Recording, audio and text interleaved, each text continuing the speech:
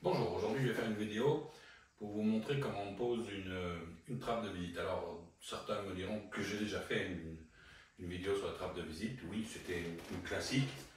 Mais aujourd'hui, le modèle que je vais vous faire poser, c'est une trappe en fait en réalité qui est quasiment invisible une fois qu'elle est peinte. Là vous voyez elle est verte, une fois qu'elle sera posée au plafond, elle est quasiment invisible.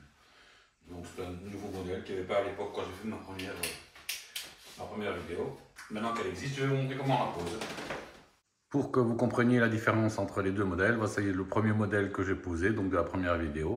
Et voici ce que donne, une fois fini, le nouveau modèle de trappe, celui que je vais vous démontrer. Voilà, j'ai fait une petite fausse manœuvre, je n'ai pas enregistré ce que j'ai fait, donc je recommence pour vous donner l'explication de pourquoi j'ai fait un trou à cet endroit-là. En fait, à l'origine, il faut savoir déterminer à l'endroit où vous voulez vous poser votre trappe. Moi, j'ai défini que c'était dans cette zone-ci, parce que c'est la partie la plus haute de mon plafond, et j'ai la VMC qui est dedans, enfin, je dois pouvoir accéder à ce faux plafond. Donc pour ce faire, qu'est-ce que j'ai fait? J'ai fait d'abord un premier trou avec mon tournevis, c'est du placo, donc il ne faut pas vous inquiéter, vous pouvez, en tournant, appuyer un peu, je vais vous le démontrer. Hop, vous faites vous tournez, vous voyez, ça passe, et vous déterminez si, oui ou non, vous avez un obstacle au-dessus. Ce qui est évident, vous avez les poutres et les fourrures du faux plafond qui passent par-dessus. Pour pas donc de l'installer à l'endroit où il ne faut pas la trappe, il faut donc déterminer où vous avez. Et donc là, je vois que j'ai rien. Donc j'ai fait un premier trou ici au milieu, que j'ai agrandi avec quelque chose qui aurait un peu plus d'épaisseur. Hop, voilà, à partir de là, j'ai utilisé un racé. Un racé, c'est une scie avec une lame en pointe pour couper le placo. Et là, vous voyez, j'ai fait une découpe en croix. J'ai fait à partir de là une découpe en croix. Ce qui m'a permis après, avec mon cutter, de découper les zones où j'avais découpé un truc en croix. J'ai coupé à l'intérieur et j'ai pu introduire ma main pour aller vérifier où se trouvaient mes fourrures et mes poutrelles. Poutrelles, c'est des poutrelles en métal que j'ai posées pour des plafonds de grande longueur. Vous pouvez aller voir ma vidéo qui en parle. Donc là, j'ai déterminé qu'ici, à peu près, il y avait une fourrure. De ce côté-là, une poutrelle.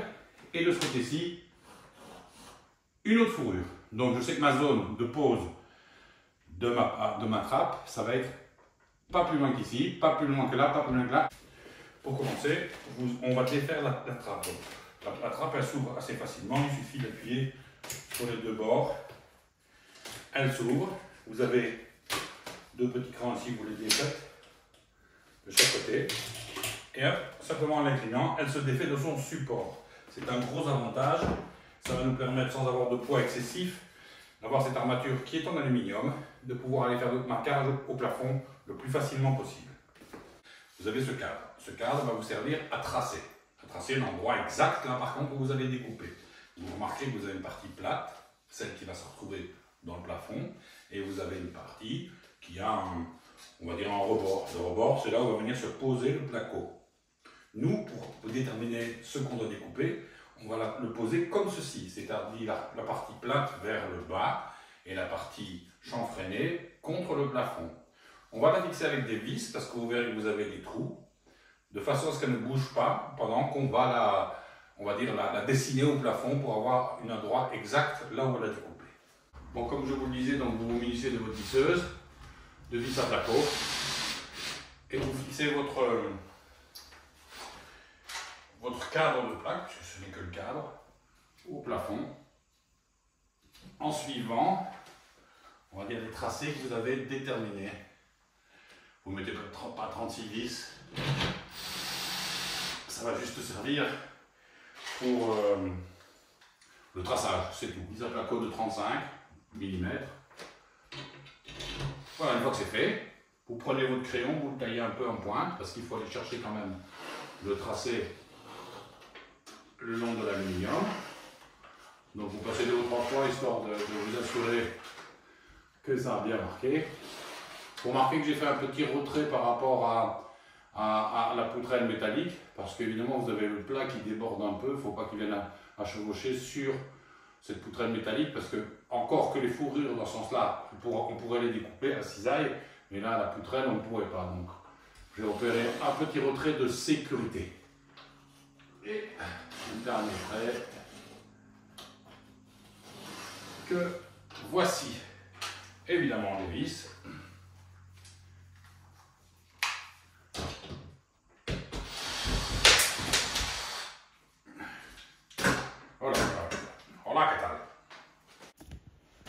Voilà, vous pouvez constater qu'on voit bien le marquage de ma trappe. On va passer maintenant à la phase découpe. Voilà. Pour commencer notre découpe plus précise maintenant de la trappe. On va prendre quelques précautions quand même, pour ne pas toucher les câbles. Moi, je vais passer la main, on ne voit pas de câbles, mais bon. On va venir découper en diagonale. Alors, il faut soulever la laine de verre. Voilà. Voilà. Je vais m'arrêter, vous voyez, au bord de mon trait. Je vais faire pareil de l'autre côté. Je m'arrête au bord de mon trait. Je prends mon cutter, toujours faites attention au cutter. Et je vais donner un coup de cutter en suivant le trait. Une petite pichenette, une découpe par l'intérieur. Hop. On constate effectivement que la poutrelle métallique est là, donc mon cadre va bien passer à cet endroit-là. Donc de ce côté-là, je peux sans hésitation aller couper. Maintenant, ce que je vais faire, je vais aller couper ici en face pour voir si je n'atteins pas la fourrure. Je vais m'arrêter à mon trait aussi, pareil. Je soulève avec l'autre main la laine de verre qui est au-dessus de la trappe. Voilà. Là, par contre, je crois que j'ai entamé un tout petit peu la fourrure. Donc, ce que je vais opérer, c'est un retrait parce que mon rebord va sinon alors tracer par-dessus. Donc là, on ne va pas découper aussi loin. On va refaire un trait. On va dire, on va laisser l'épaisseur du cadre. Je vais le mesurer, je vais vous dire ça. Voilà, je vais mesurer le rebord de mon cadre de trappe. C'est 2 cm. Donc ici, on a un plat de 2 cm. Donc, c'est 2 cm que je vais enlever de là où je commence à toucher le cadre, enfin la fourrure, pardon. 2 cm. 2 cm. Je vais devoir le reporter en plus de ce côté-ci aussi. 2 cm et 2 cm. Ensuite, je retire mon nouveau trait. Voilà. Vous voyez toute l'importance de faire des vérifications au fur et à mesure de l'avancée du travail. Voilà, et là aussi, parce qu'évidemment, ce qu'on va prendre là, il faut bien qu'on le rajoute ici. Hein. Ça me paraît évident. Voilà. J'ai pris un niveau, mais vous n'êtes pas obligé de prendre un niveau, prenez quelque chose qui est bien droit, ça suffira. Donc, nous avons été jusqu'à la fourrure, on a fait un retrait de 2 cm, donc notre coupe va se limiter à ici. Je vais maintenant couper dans l'alignement. Toujours pareil, je soulève la laine de verre, je coupe jusqu'au nouveau trait. Voilà, le nouveau trait. Cutter, pourquoi? Parce que ça va beaucoup plus vite avec le cutter qu'avec la scie. Et je suis le nouveau trait avec mon cutter. Hop. Un deuxième petit coup là, et voilà. En l'occurrence, là, on a délimité un angle. Celui-ci, on peut le suivre quasiment à coup sûr, et celui-ci aussi. Allez, on va suivre celui-là puisqu'on va tracer avec certitude. Il y a une chose qu'il faut aussi vérifier de temps en temps, en avançant évidemment, c'est si vous n'avez pas de câble électrique qui passe. Non, ça a l'air d'aller. Ah, mais je sens que je vais aller contre la deuxième poutre. Visiblement, elles sont séparées de 50 cm. Donc, ça va être un peu short stack. Mais bon, c'est la vie. Voilà. Bon, vous voyez que j'ai dépassé un petit peu. Je n'ai pas touché. Je n'ai pas touché la mer, mais on s'en fout. On s'est marré comme des fous. Non, c'est pas ça. Là, On peut donner un coup de cutter de l'angle, là on a déjà coupé, jusqu'à l'angle où on vient de couper. Hop, on soulève, coup de cutter au-dessus. Hop, on va couper en diagonale jusqu'à l'angle ici du nouveau trait.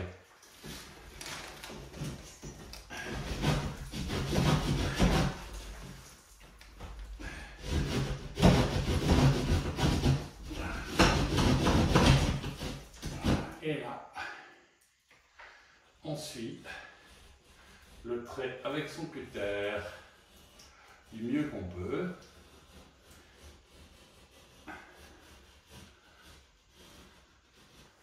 Voilà. Hop. Donc voilà, après vous continuez de couper suivant vos traits. Bon, ben là nous allons avoir un petit cas de figure un peu inattendu. En découpant, évidemment, je vois apparaître ici la poutrelle. Alors, vous voyez, hein, on voit bien la poutrelle métallique. On ne peut pas avoir le cadre qui se pose sur le rebord de la poutrelle pour la bonne et simple raison que l'effet justement recherché, c'est qu'on ne la voit pas la trappe.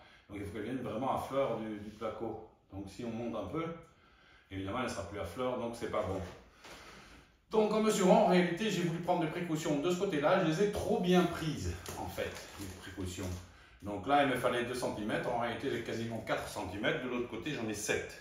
Donc évidemment, je vais rectifier. Ici, je vais enlever 1,5 cm. Ce qui suffira parce que là, il y a déjà un petit rebord.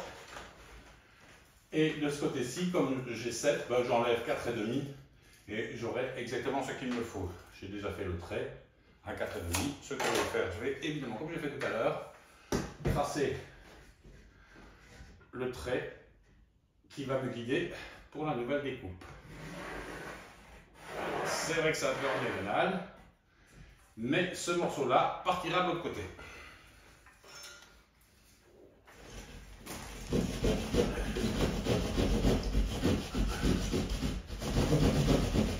Voilà, on coupe comme ça. De l'autre côté. Et pareil, cutter. On va essayer là par contre de couper en plusieurs fois pour que le morceau soit le plus net possible. Donc déjà je prends un peu plus de soin pour le couper par à coup. Je vais essayer qu'il reste en un seul tenant. Je vais essayer.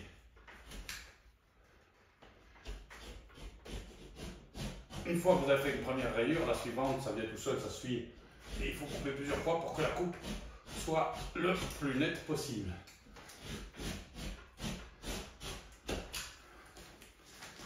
Hop, on soulève. Ça, c'est net. Comme la coupe était bien préparée.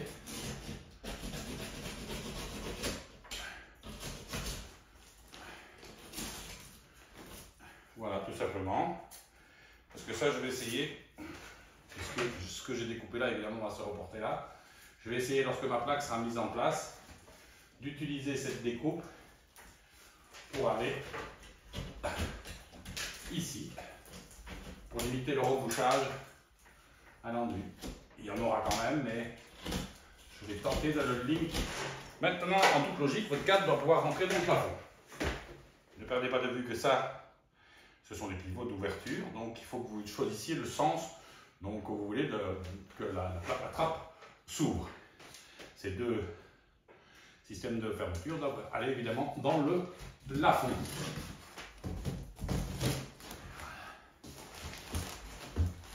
Toujours pas. Normal. Allez.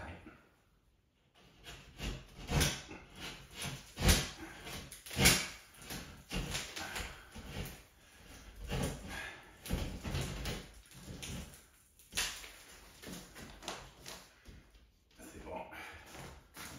C'est bon pour le moral. Voilà, donc une fois que vous l'avez rentré dans votre plafond, vous l'avez ajusté, vous la mettez bien en place. Et bien il ne vous reste plus qu'à la fixer. Prenez des vis à placo toujours, de 25 mm. Vous la retenez fermement et vous devez traverser le métal, le placo et le métal. Voilà, vous vissez jusqu'à ce que votre vis affleure le plafond. Vous en mettez, on va dire, vous en mettez 3 par longueur à chaque fois, sur chaque côté. Vous voyez que le cadre arrive à fleur du placo. Vous ne venez pas trop près des angles parce que c'est doublé au-dessus. Donc ça passe difficilement à travers.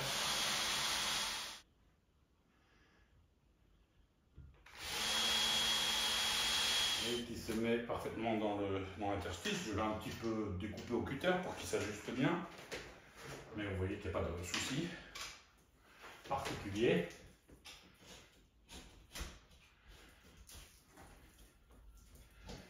Je vais même essayer le luxe de lui mettre une vis à un endroit pour qu'elle tienne bien en place.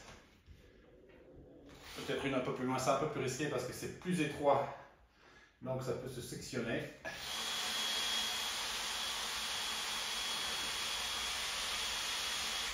Merde. Voilà, c'est pas trop mal. Bon, alors évidemment, dans chaque, on va dire, boitage des trappes, vous allez avoir ce petit sachet. Il ne faut pas jeter, il ne faut pas le jeter. Ces petites chevilles jaunes, elles servent à aller par-dessus les vis. Elles se vissent dessus pour quand vous allez devoir passer par la trappe, ne pas vous accrocher aux vis que vous venez d'implanter à travers le placo. Parce que je peux vous assurer que s'accrocher à une vis quand on est en train de travailler là-dedans, c'est pas marrant. Donc vous vissez sur toutes les têtes de vis ces petites chevilles orange qui sont en réalité une protection. Voilà, une fois que vous avez fait ça, bon, bah, il vous reste à faire un peu d'enduit. De l'enduit autour, là, pour fignoler, mettre une bande à joint sur la découpe, ça c'est important, avec dans de l'enduit, mais ça je ne vais pas vous montrer. Vous regarderez mes vidéos, bel enduisage, ponçage et puis mise en peinture. Et je vous montre comment on remet en place la fameuse trappe. Vous avez les 2 crochets, la partie qui va être vers le bas, visible. Vous introduisez les crochets comme ça et comme ça. Vous la faites glisser. Vous soulevez. Vous avez les 2 crochets, on va dire les 2 petits crochets qui servent de guide. Et voilà, pour fermer votre trappe, tout simplement. Il faut un petit peu l'appuyer pour que quand vous allez enduire, il faut que ça reste dedans.